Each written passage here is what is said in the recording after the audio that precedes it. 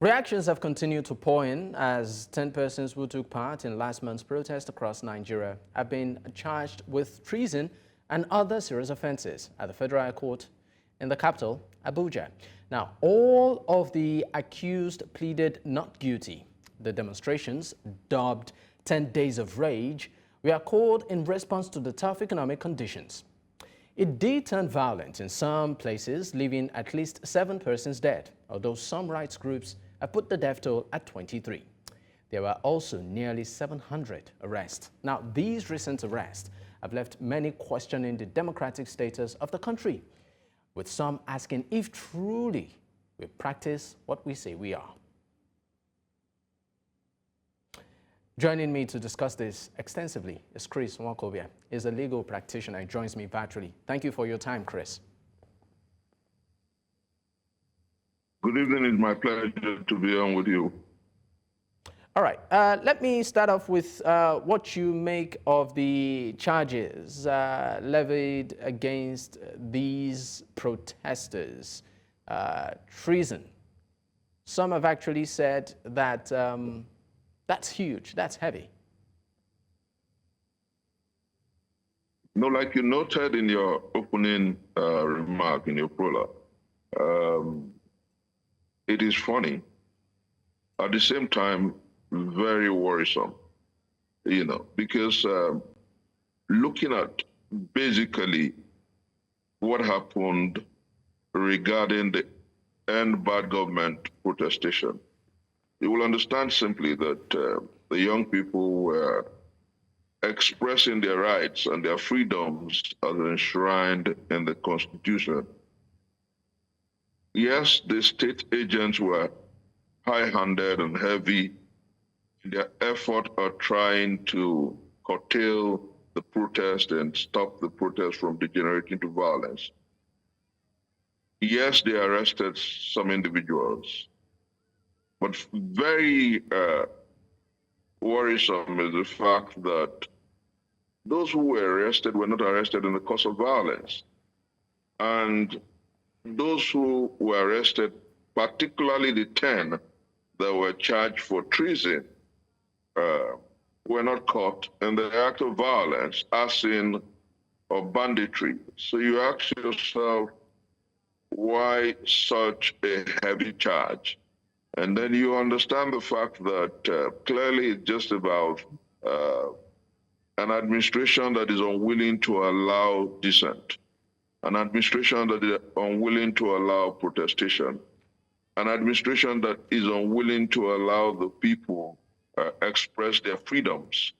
But let me say very clearly that what bothers the carapace of my mind is the fact that this same administration, don't forget about 10, 15 years ago, those who should pretend the present administration or the present government were paladins of protestation, were doyens of creative struggle, were those who, along with some of us, were detained by IBB, detained by Abuja.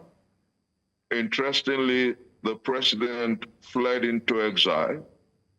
And then when he returned at the dawn of those democracy, the entire political programmatic favored him and he became the governor of Lagos State.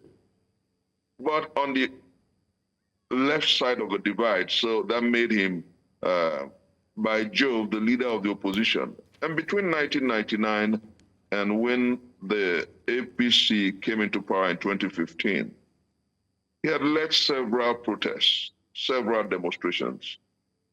I was involved in most of them. And then the one that comes in very handy was the January 2012 protestation against the administration of Jonathan. Let me make you remember curiously. It was during those protests that people were walking around Ojota and the environs, wielding coffins with the name of former President Jonathan on it, holding goats and cows with the name of President Jonathan, and at some point with his wife's face on some of these animals. He did not harangue, he did not harass, he did not hound people into detention. And so you ask yourself, why will this government be unwilling to allow people the right to dissent?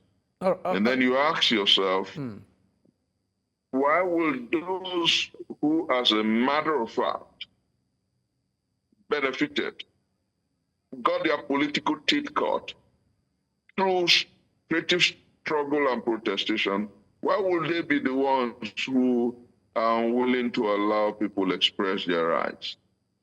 And then the young people under the APC in 2020, you remember the NSAS protestation? Of course, we do remember that, but for the benefit... I want to land somewhere. Okay. I want to land somewhere so you can... Yeah, you remember in 2020, this same APC government shot at innocent and harmless protesters at the toll gate in Lagos and at the Lekki axis. Remember also that because there was sufficient notice for the End Bad Government protests, so the government had enough time to do everything effective, efficient, and effectual to address the leadership, no matter how evasive they appeared, of that protest. Why would you descend heavily on the protesters? Then those you arrested, why would you charge them for treason and treasonable felony? It's laughable. All right. I mean, just for the benefit of those watching who might not even understand the concept or the word treason, what it entails. Can you just, take us through, as a legal practitioner, what exactly constitutes a treasonable offense, and what penalty are we looking at here? That's why I use the word heavy. Treason suggests that the person who is being charged for such offense has decided either to levy war or overthrow a democratically elected government. In the case of the military, it's either to plot a coup against an existing government. Now, when you look at protesters and you're saying consistently, we've heard that language, the police has used it, the DSS have used it, that these young people wanted to overthrow government. And you ask yourself, are they soldiers? Are they armed? Did they come to the 3-arm zone? Did they come to the villa? How on earth? Who's advising these people? And then, like you noted, what is very much more worrisome is the fact that if you look at it, treason is punishable by death. And I asked myself, the very moment I heard that they were arraigned for treason and treasonable felony, I asked myself, is this like the cliche, the witch cried last night, the child dies this morning? Are you trying to tell us that we have an emergent despot on our hands, an emergent dictator on our hands? Are you trying to tell us that our democracy is gradually metamorphosing into a dictatorship? What are they trying to tell us? But you know what? Very interestingly, and I want to say this for the purposes of our listeners, Nigeria is not a breeding ground for dictators and despots. It never happened. Even under the military, so many of us were locked up and detained, sometimes for months, for years, and were able to force the military out of power. And I remember once IBB said that the Nigerian people are so resolute and so stubborn that when you try to maneuver and manipulate the public space, there are people who will stand up to say, no, you can't have your way. And that was why after the annulment of June 12th, by way of bad grammar, he said he was leaving power. He stepped aside. And we continued the pressure against Abacha. I was in detention about 3 times under Abacha.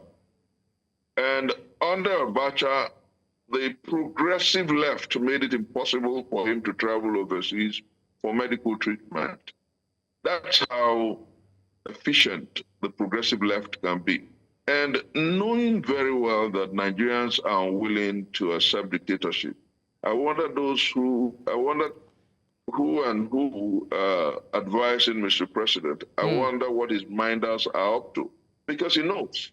He knows that you cannot subdue the masses of our people. He knows that you cannot stifle the freedom of dissent.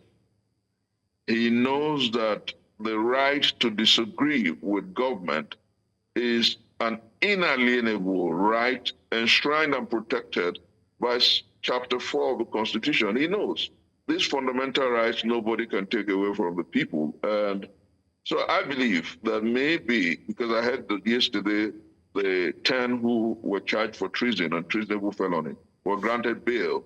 I hope they perfect it soon. And, just about 2-3 days ago, I wrote a piece regarding Joe Ajero and the 10 allegedly accused for treason and treasonable felony. And I called for their release. So I hope that this government has come to realize that Nigerians will not allow anybody to derogate their rights to freedom of assembly, the freedom of speech, and the freedom of dissent. All right, let's, you talked about Joe Ajero. Let's digress into that.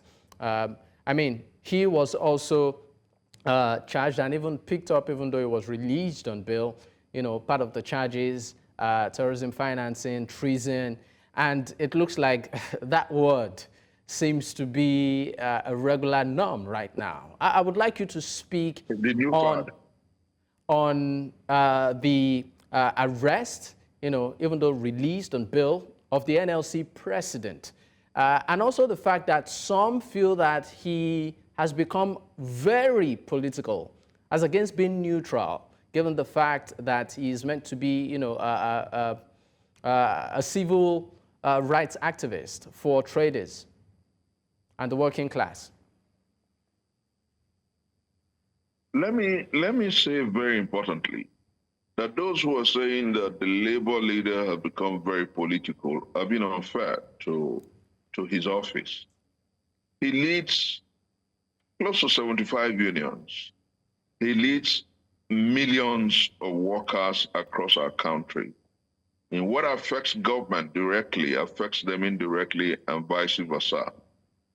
And in our historicity, we have seen labor leaders that were far more cantankerous, labor leaders that were far more troublesome. They were not held, they were not harassed, they were not hounded by the state, like this government has shown that it will and has begun to do. I say this advisedly. Before Joe Ajero was arrested, you saw the back and forth regarding issues of minimum wage. Then you remember what happened to him in Imo State under the APC government in Imo. And also remember that a few weeks before this arrest, he was invited by the police. And our learned Silk, Femi Falana, and several other lawyers accompanied him. I took out several writings, and they weren't virile about it. But what is important here, as you and I talk, is the fact that Joe Ajero, who was invited by the DSS, they refused to tell us the truth. But when he came out, he said it had to do with the same issues for which the police invited him. And then what is very funny about the arrest at the airport was that after he came out, when Labour had given an ultimatum that if it wasn't released before midnight 2 days ago, that they will shut down the country. Before he was released, the DSS was unwilling to tell us exactly what had happened or why he was arrested. At some point, they decided to gaslight us with information as to whether they had taken him in because there was a petition written some time ago against him by Airpeace. Interestingly, very quickly, the management of Airpeace came out to rebut and refute it. Now, what became obvious was that the DSS had to throw him out and had to release him allegedly on bail. Now, what is important as you and I talk is the fact that we must ask Mr. President and the minders of this presidency to understand that congruent with democratic rights is the freedom of speech. Congruent with democratic rights is the freedom of assembly. Congruent with democratic rights is the freedom of dissent. And whether they like it or not, the truth is that a highly progressive world will laugh at us if we try to stifle, if we try to narrow down, if we try to derogate on those rights. So I salute the media because indeed, I did say in my article that if they come after all of us, the greatest victim will be the media, because despots and dictators are always very worried and scared of the media. They consider the media the lead enemy, their lead enemy. So I salute what you're doing. I salute what your sister stations have been doing. Thank you so much, Chris. Eternal vigilance is the prize for freedom and liberty. All right, Chris, thank you so much for of course, all of that on the media. And the media will definitely continue to be at the forefront of this conversation and ensure societal change for good. But let's backtrack a bit to the foundation of many of these protests, particularly the recent one, the End Bad Governance, which, of course, is the economic conditions Nigerians are facing. And this, of course, can be traced back to the removal of the petrol subsidy. Where the president did declare it, and we saw that, have some sort of domino effect across living standards. News Central had an exclusive with Peter Obi, and part of what was asked was the issue of how, should he have been president, how we would have, addressed the subsidy regime. And this was what he had to say. I would listen to what his reaction, and then we'll come back and I'll take your thoughts on some of the policies of the administration. Let's listen to Peter Obi's exclusive with News Central. What would you have done differently? Because I remember you did say that from day one, you say subsidy is gone. What would you have done differently? I didn't say from day one. I said I would remove subsidy. You remove it. Okay. I didn't say from day one, and I wouldn't have done it from day just one. Ordinary announcement. Okay. I said, go and read my manifesto. I have to first remove the criminality associated with the subsidy, because the criminality was over 50% of the subsidy. And then after removing it, we would have been able to present a detailed cost to Nigeria, and replacing it with an alternative. What happens here is that people are ready to sacrifice. And they're sacrificing No, now. but you can't ask people to fast when you're feasting. Everybody has to fast at the same time. So you cannot be in a party, enjoying yourself in picnic and everything, going around with new jets and yachts and everything, at the expense of the public. That is not leadership. Are you claiming that President Bola Ahmed Tinubu is not giving leadership to Nigeria today? Well, I said you can't buy New York, you can't buy yachts. You can't be renovating houses of vice president. Where did Osibanjo live? People can live in their houses and govern Nigeria. Where did they live? When I had no place to live in Oka as a governor. You can actually watch the rest of that interview on News Central's YouTube page. You can just, head there and watch all of that interview. But let me bring Chris back into this conversation. Now, Chris, I believe you had some of what Peter Obi said. Maybe you might want to react to it. But let's look at the policies of this current administration, which, of course, has come out to say, yes, tough decisions have to be made. Nigerians need to continue to adjust and be patient for these decisions to yield fruits. So my question to you is this: are these decisions taking us in the right direction? Let me say very quickly that, like Peter Obi said in that exclusive interview you guys had, very clearly, the subsidy regime is shrouded in very worrisome, corruptible, and corrupt narrative. And I say this advisedly. You don't know exactly how much or how many liters of fuel that we consume in Nigeria daily. Some figures put it at 60 million. Some say it's 58 million. Some say it's 35 million. Look at the difference. Some say it's 28 million. And then you ask yourself, so on what were successive governments paying subsidy?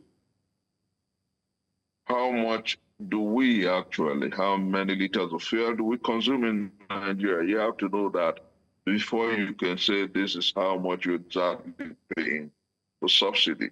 And then you also ask yourself, we were told at some point that we give crude in exchange for refined product. What is the landing cost?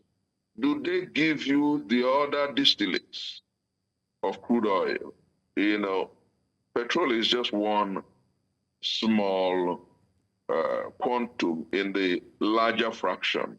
And do they give you DPK, that's kerosene? Do they give you HPFO? Do they give you LPFO?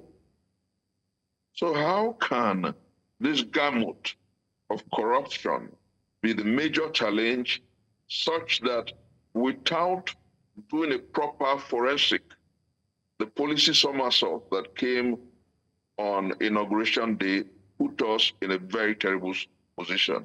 I was thinking and I was expecting that Mr. President would have sat down with his team to look at the corruption in the sector, look at the exact number of liters of fuel that we consume, look at how we tighten the noose on smugglers, look at how we deal with oil thefts and the likes before you begin to think about removing what you haven't effectively studied. That's one. Then number two, when you know that our country depends largely first on petroleum and then importation of goods and services, you don't wake up to just say you're floating the naira. Those two major policy, reckless policy enunciations will not put us where we are. That's why our country and countrymen are hungry. That is why there's poverty, disease, despondency, and anger in the land. And rather than call yourself a reformer, you have to effectively look at those normative. That's point number two. And then very interestingly, what we must note is that consistently, this government has told the masses of our people to tighten their seatbelts. I don't have any problem with tightening my seatbelt or the people tightening their seatbelt. But it was Mitt Romney who said that leadership must lead by example. How can a government that is engaged and involved in profligacy, waste, kleptomania, according to a senator from the APC, kakistocracy, and wanderlust, ask the citizens to tighten their seatbelt?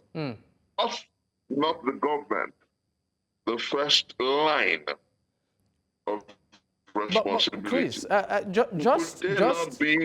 would they not be the ones first to tighten their gun? All right, Chris, I mean, just to be clear, I mean, looking at all of these policies, policy rollout of the current administration, and the fact that it keeps telling Nigerians it will yield fruit, do you see that happening? There's an interesting side to this argument. Do I see these policy programmatics yielding positive results. My first take will be, with the kind of wastage, with the kind of profligacy we see, I doubt. And I'll tell you why. Why? If at every turn, this government is spending humongous resources in and on unnecessaries, if they are pumping our resources into, imagine, 25 billion into building a house for the VP. Since 1999, we have had VPs, and they weren't living under the bridge in Abuja. They had homes where they were. Why would the government that is saying that we have financial problems spend 25 billion building a new house for the VP? Then you ask yourself, the government that spends about 90 billion subsidizing, they are unwilling to subsidize power, they are unwilling to subsidize petrol, but they spend about 90 billion subsidizing Hajj.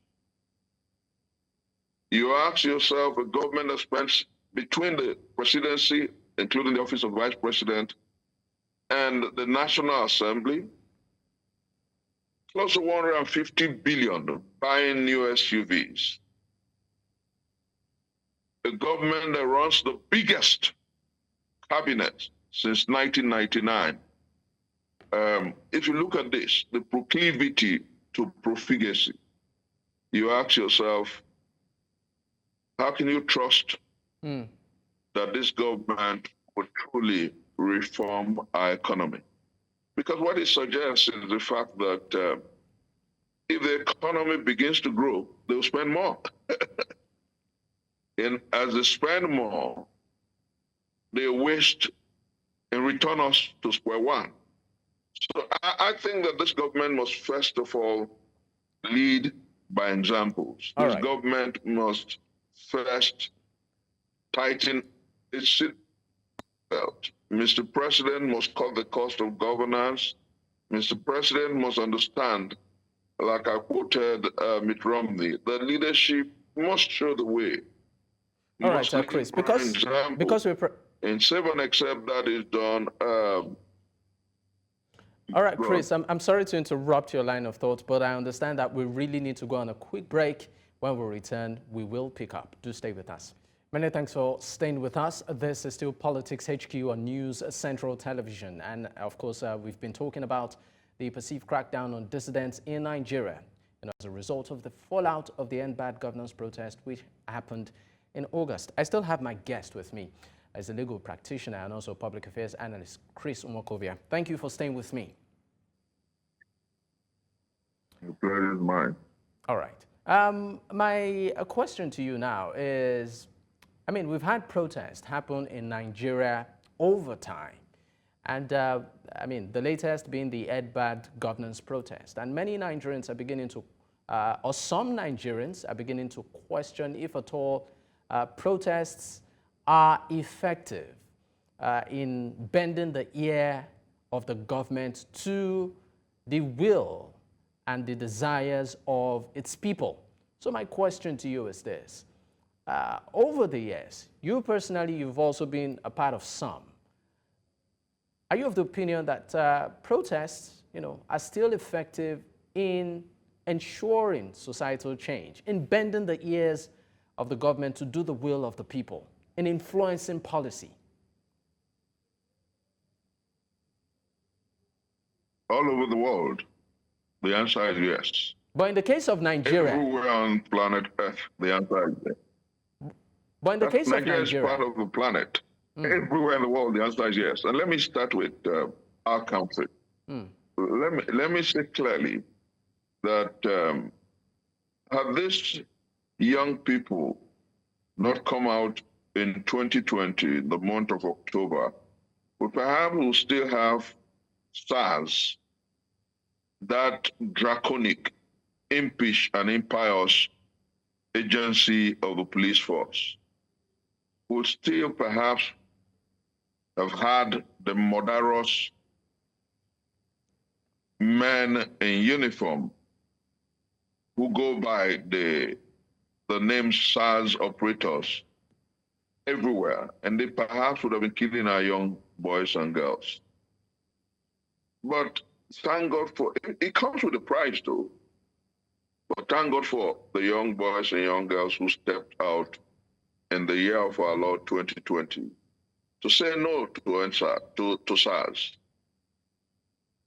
If we hadn't protested effectively, efficiently, and effectually against Abuja, he perhaps would have transmuted to a civilian dictator. So many countries in Africa had their own versions, so he thought he could do that. But because Nigerians are unwilling, always unwilling to allow despots and dictators thrive in this climate, through the power of protest, we said no. It became impossible for him to leave this country to seek medical help abroad. And, well, the death of one man diminishes me because I'm involved in mankind. His death, may God bless his soul, he died here. And as you and I talk, those who are saying, oh, what came out of the End Bad Government protests, I failed to understand that just 2 days after that protest, the presidency came out with a press release, not just about the gaslighting that the president did with his address. They said that forthwith, the team overseas trips of Mr. President will be drastically reduced. They also did not stop there. The CBN and several other people started talking about fast-tracking the process of sending palliatives and sending support funding for the takeoff of the loan, interest-free loan to students. As you and I talk, not much may have been achieved, but the young people are unrelenting. And like I said before, eternal vigilance is the price of liberty. Nothing works better than when a group of people, in expressing their rights to freedom of dissent and saying no to emerging and emergent dictatorship, take to the streets, All right. adhere to calls for strike, All right. have sit-in and sit-outs. Ultimately, the power of the people is stronger than the power of those in power. All right, And Chris. I think that is what we must know. All right, Chris. And the Thank people you. have always expressed that power through the freedom of protest. All right, Chris. Thank you so much for your time on the program. We are really pressed for time, but we really appreciate you making our time to discuss with us. That's Chris Nwaokobia, as a legal practitioner and also a public affairs analyst on Politics HQ on News Central. Once again, thank you.